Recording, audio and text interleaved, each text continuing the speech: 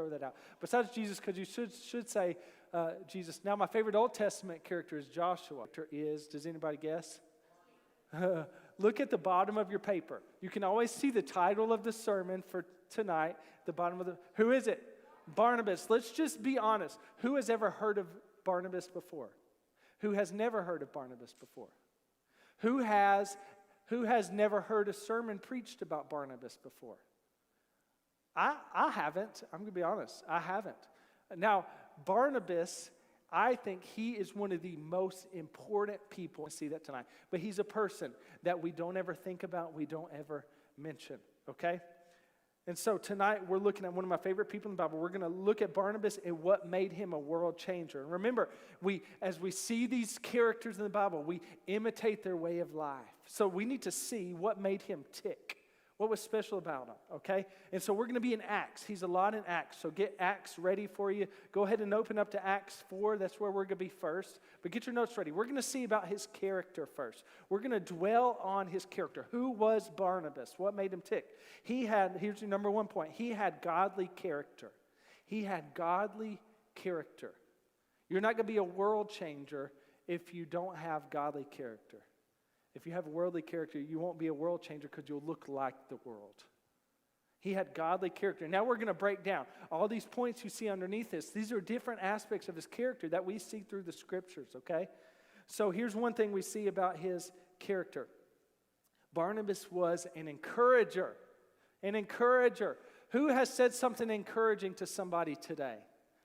Good job. I'm proud of you. Now, here's the thing about Barnabas. This is the first time Barnabas is mentioned in our Bible. Acts chapter 4, verse 36. So be at Acts chapter 4, verse 36. Here's what it says.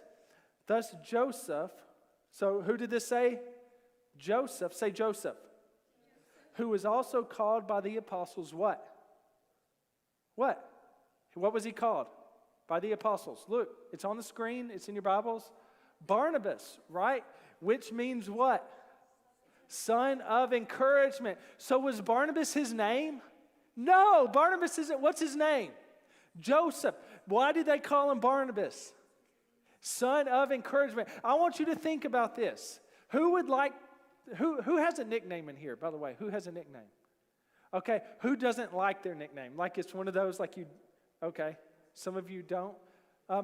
Who in here knows someone has a nickname because of like something weird they've done once in their life? Or my dad has a weird nickname. So my dad's name is Troy, but ever since he was little, people called him T-Bur. If you look him up on Facebook, it says T-Bur Haywood. It's like, whose name is T-Bur? When they were little kids, there was a type of gum. You used to find it in Cracker Barrel called T-Berry gum. And there was a commercial for T-Berry gum, and people would do what's called the T-Berry shuffle.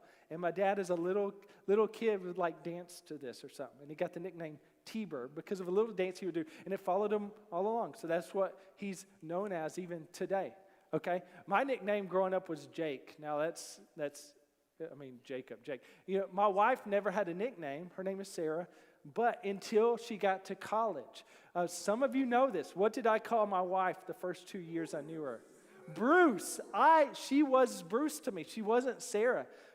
Because, anyways, she came late to something first week of school. My friend had a Bruce name tag for the Bruce Lee on his shirt. He said, hey, I have an extra name tag on it. So she wore a Bruce name tag for that night. And we saw her the next day. We were like, Bruce. And she turned and looked. We're like, ah. And so she was Bruce for 2 years for me. Like it sounded weird when people called her Sarah. And then I started pursuing her. And she said, well, I won't be with anyone who doesn't call me by my real name. I said, okay, Sarah. From that point on, I called her Sarah. And guess what? We're married and we have 2 kids. Yes, she is Sarah. But the best man in our wedding was that guy who had the Bruce